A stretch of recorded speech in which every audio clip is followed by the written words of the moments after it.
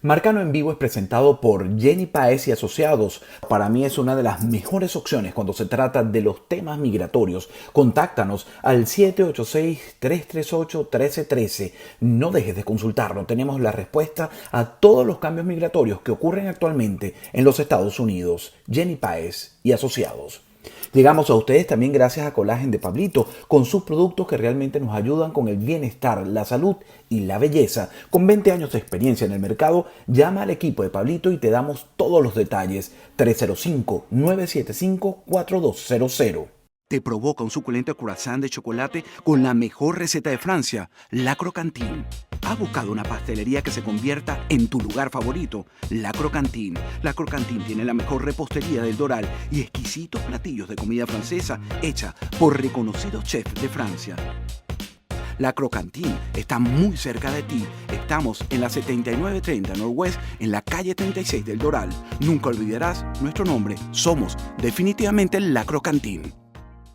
Bueno, esta parte se me cayó el bolígrafo. Pero bueno, en este segmento vamos a seguir hablando del tema del periodismo, ya que tú lo iniciaste y es cierto, ¿no? Ahora hice un flashback a lo que fue mi desarrollo como periodista. Claro, yo era muy naif. Yo venía de una universidad católica, no venía de la central. La mayoría de los periodistas estos que se vincularon a la política vienen y se formaron en la central.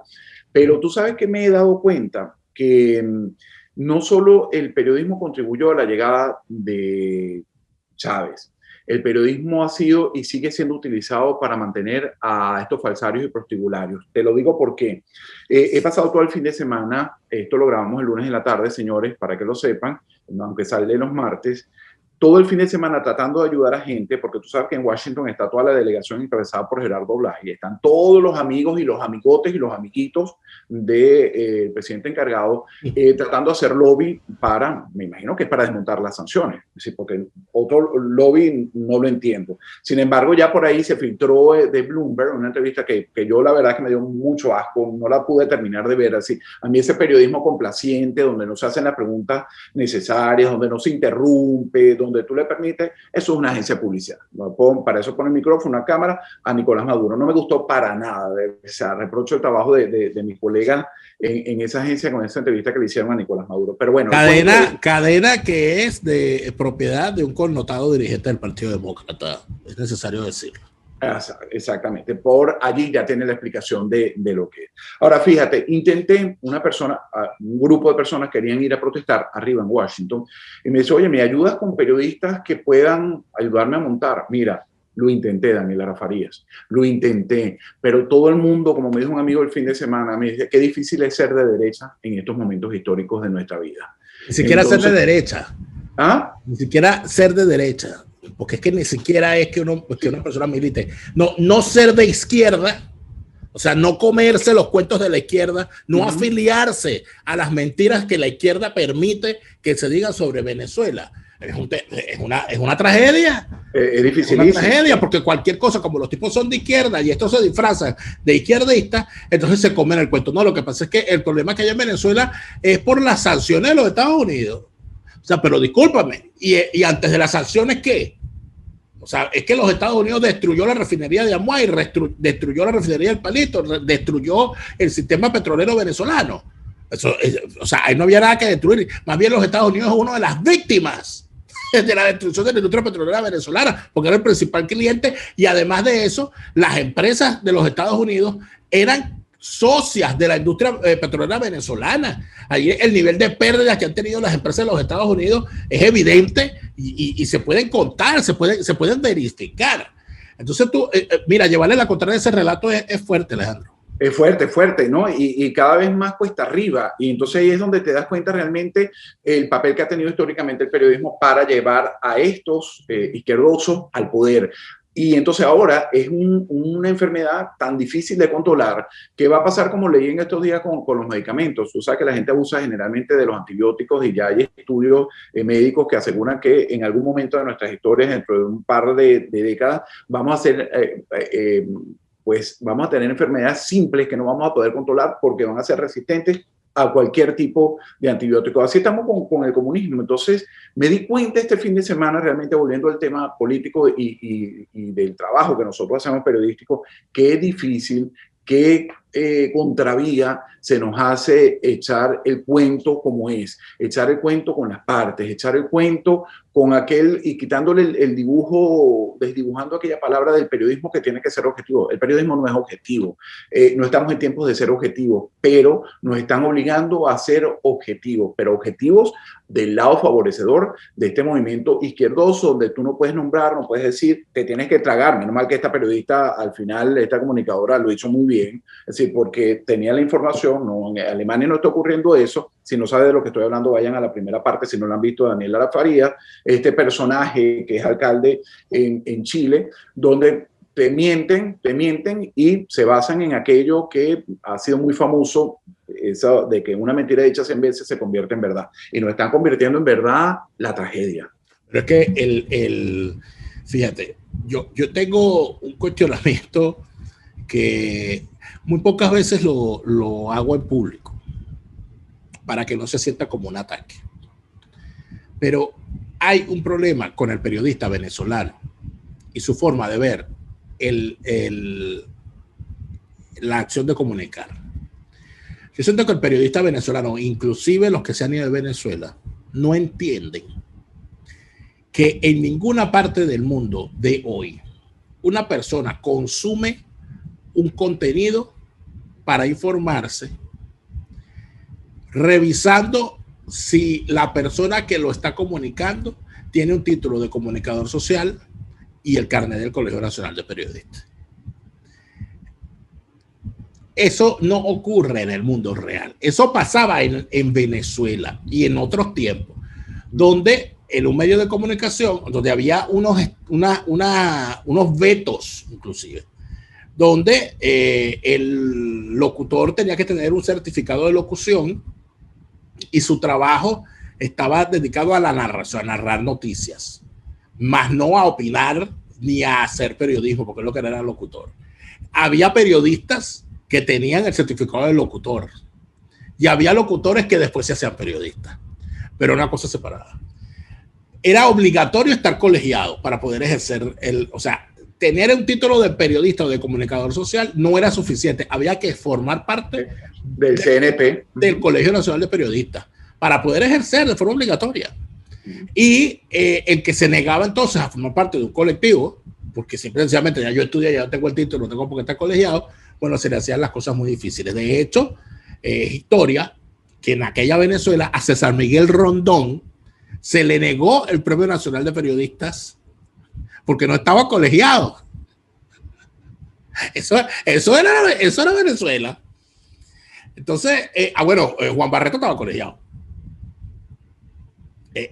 Alfredo Peña estaba colegiado.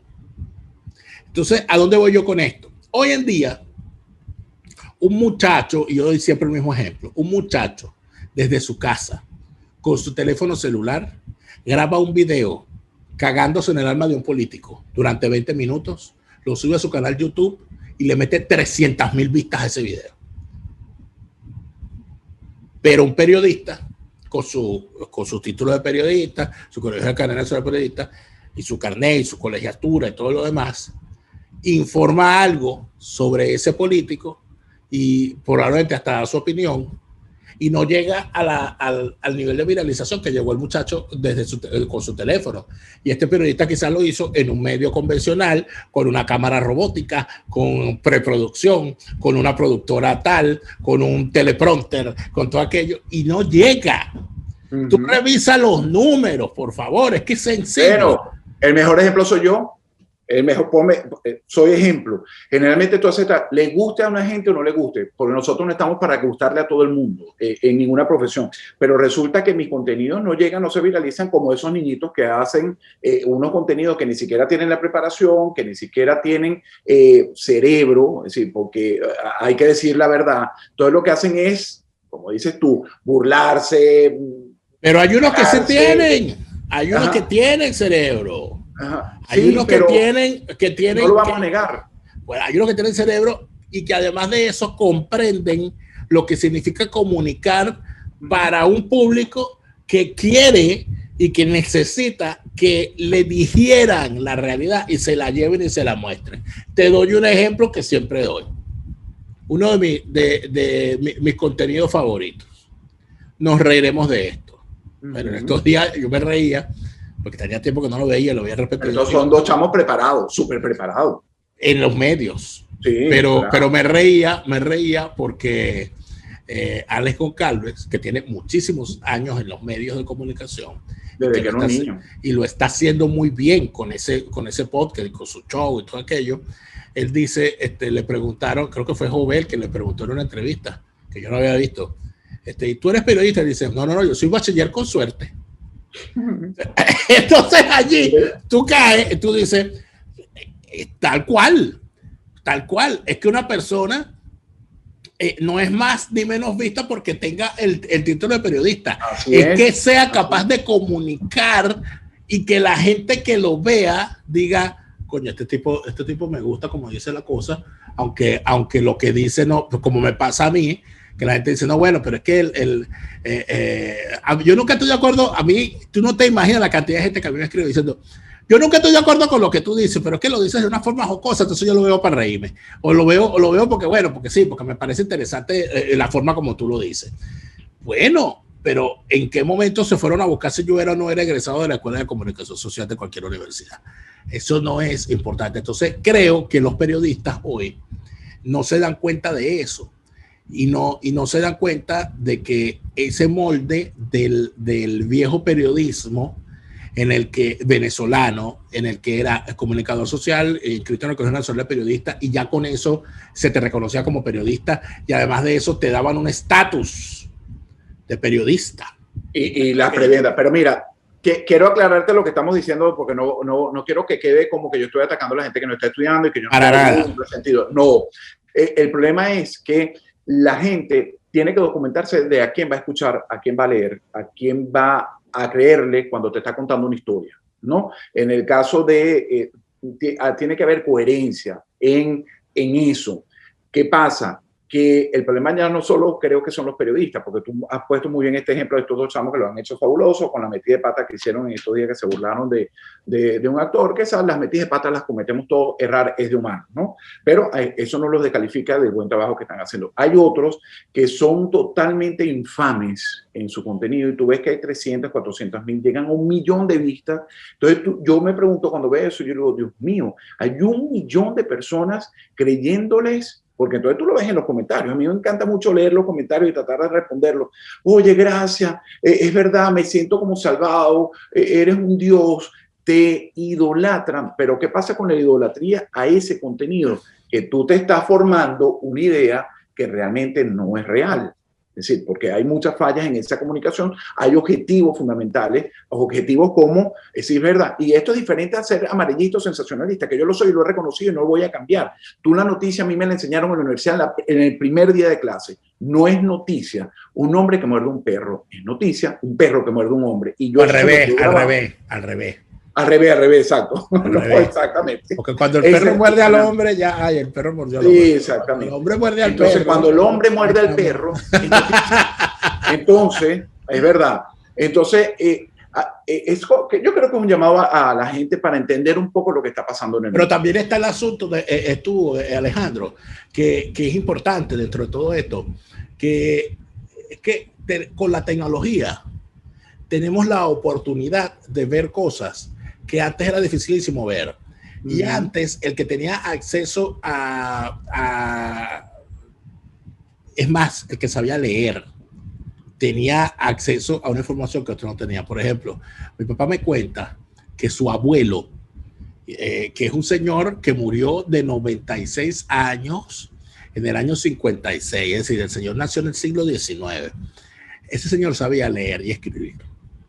Y como él sabía leer y escribir, entonces él pasaba como un sabio en un pueblito donde nadie sabía leer y escribir, porque él leía el periódico.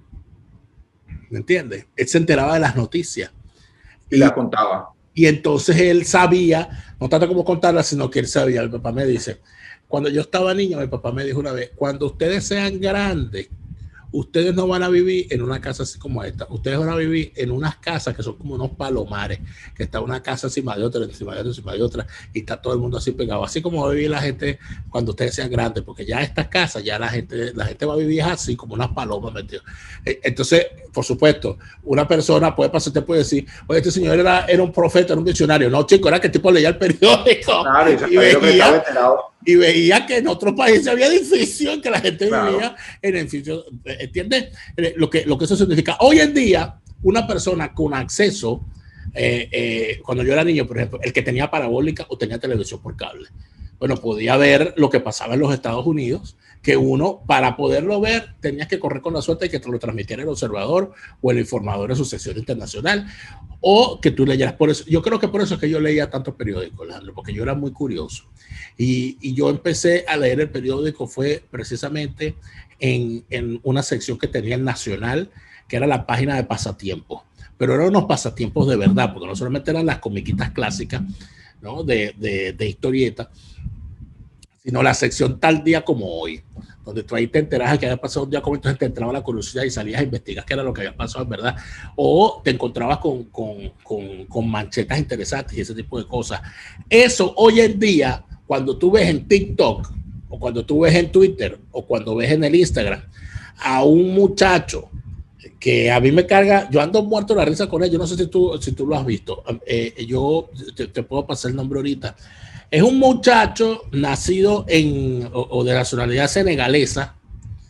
Que negrito, sí. El negrito que hace el gesto porque él se burla de los demás TikTokers que hacen estupideces. Pero muy decentemente. Pero lo hace decentemente sin decir ni una palabra, ¿sí? Que es lo más importante. Sin decir ni una palabra. Y lo han invitado, estos días lo vi con la hija de Catherine Fulop, con Oriana Sabatini, haciendo una cuestión entre los dos en un video. Bueno, ¿cuándo te ibas a imaginar tú en la Venezuela de nuestra infancia que tú ibas a poder ver lo que hacía un joven senegalés que estaba viviendo en Italia? O sea, ese tipo de cosas, tú puedes enterar de, como vi hoy, por cierto, no recuerdo en qué canal, en un canal español. Sí, creo que fue en La Sexta que vi, que el caso, bueno, tú debes haberlo visto porque probablemente fue viral en los Estados Unidos, de un oso en California que se trepó en un poste y estuvo montado arriba en el poste, lo hizo trepado, y hubo un operativo para bajar al pobre oso que no se podía bajar del poste y se podía electrocutar, y hubo que cortar energía eléctrica en todo el entorno y darle con un palo al oso para que el oso si viera que sí se podía bajar, y al final el oso se bajó. Es una noticia que duró 15 minutos. 15 minutos los bichos ahí dándole con un palo al oso para que el oso se bajara y todo aquello. Cuando hubiese sido eso posible verlo, había programas especiales, que si estos programas de las locuras animales, y era un programa donde tú veías todas esas cosas que pasaban alrededor del mundo por un video que llegaba a alguna redacción. Hoy en día lo graba un muchacho que lo ve en la calle con su celular, lo monta en TikTok, se hace viral, el muchacho se hace famoso y ya. Y te voy a decir algo, yo disfruto mucho de ese senegalés, yo lo disfruto muchísimo, hay contenido, no con esto queremos decir que la gente no vea nada de esto, hay que disfrutar, hay que disfrutar la variedad que hay y relajarse. Lo que cuando sea nos competa a nosotros como ciudadanos de nuestra sociedad, de lo que es futuro inmediato, tenemos que prestarle un poquito de atención, pero con esto no que pretendemos señalar y estigmatizar a la gente que hace contenido, porque hay gente que hace no. Pero es que vamos a lo mismo. Hay contenido bueno y contenido malo. Claro, hay películas buenas, películas malas. Hay deportes que a mí me gustan y deportes que no me gustan. Claro. Pero lo interesante es que allá antes de irnos, vamos a leer algunos de los mensajes que nos tienen aquí nuestros suscriptores en Patreon. Aquí recuerda Jesús Valerio, que nos saluda desde Cataluña. Hablemos de lo bueno, recordándonos también, dentro de esas cosas buenas que hubo en el pasado, la publicación que hacía el diario Meridiano, el Meridianito, que publicaron después Meridianito y el Síntesis, que era como me encantaban los cómics, El Fantasma. El Fantasma venía, yo me acuerdo, en un suplemento dominical del Nacional. El Fantasma es el favorito de mi papá, porque a mi papá, su hermana mayor, lo enseñó a leer con las comiquitas del fantasma. Imagínate. Y hasta el día de hoy mi papá es fan del fantasma. Bueno, yo Aquí también. nos dice Ricardo Pérez, es típico de la izquierda que se venda como los vengadores de los menos favorecidos. Exacto. Y como dice ese titular con el que bautizó su libro Ángel Azago, en el nombre de los pobres los multiplicamos. Yo creo que ese debería ser el lema de la izquierda. Los institutos autónomos, estadales y municipales tenían cualquier cantidad de periodistas contratados como asesores, nos cuenta Dinora Cudemos. Eso es una realidad. Saludos a Tamari López. Tamari. Nos está viendo aquí. Gracias, Tamari. Bueno, ahora Tamari se ha sumado a estas transmisiones en vivo desde nuestro Patreon. Nos dice Dinora Cudemos que esa comisión que fue para los Estados Unidos seguramente fueron más a vacunarse con la vacuna Pfizer y Johnson & Johnson. Nos dice Juan Mogollón, fíjate, que es estudiante de comunicación social. Mira, nos dice, como estudiante de comunicación social puedo decir que la mayoría de mis profesores son de izquierda y lo peor es que te atacan si opinas diferente. Bueno. Ocurría también en la época de uno. Exactamente. Y ahorita es mucho más. Yo tengo un largo expediente de haber sido mandado a callar por varios profesores. A mí me mandó a callar Domingo Alberto Rangel. Imagínate. A mí me... Wow. A mí me mandó a callar. ¿Quién fue el otro? Porque yo era uno de los que, un momento. Eras una piedrita, eres una ladilla. No, sino que si yo estoy en un salón de clase, yo tengo el derecho, se supone que en una universidad, tengo el derecho a preguntar y hacer el debate. Dice, pero ¿de dónde saca usted eso? ¿Dónde está ese dato? ¿Dónde lo puedo verificar? ¿Me puede decir, por favor? Porque de paso, tú no llegas a un salón de clase a engañarme. Eso yo no lo puedo aceptar. A menos que quieras hacerlo. A menos que quieras que te engañen, claro. Pero hay gente que le gusta que le engañen y que le cree todo al profesor y lo cuestiona, no pregunta. Aquí nos dice Dinora, en muchos países el ejercicio del periodismo no tiene regulación específica, distinta de la responsabilidad de cualquier persona sobre sus palabras y acciones. Tampoco es necesario ser egresado universitario en comunicación social. Los empleadores sí lo suelen requerir, mínimo bachelor's degree, no necesariamente en comunicación, pero con cursos en el área. Saludos a César Márquez y saludos a todos los que estuvieron en esta transmisión en vivo y a los que se suman a través de YouTube, que también hay un público importante que está siempre en vivo. Alejandro, cuando hacemos señor, y que nos acompañe y que se los agradecemos enormemente, y yo en nombre de este par soy el que trato de responderles a todos. Sí, yo los leo, no siempre los respondo a menos que haya sido. Pero yo soy el encargado de hacerlo. Pero yo siempre los leo, inclusive los leo en los canales cuando así colaboramos. Pero bueno, se acabaron los 20 minutos adicionales de la prórroga que nos dio Alejandro Marcaro. Pásame la factura. Después le cuento, después de esta semana así que adiós a todos. Gracias a todos, nos vemos la semana que viene. Con el favor de Dios, chao.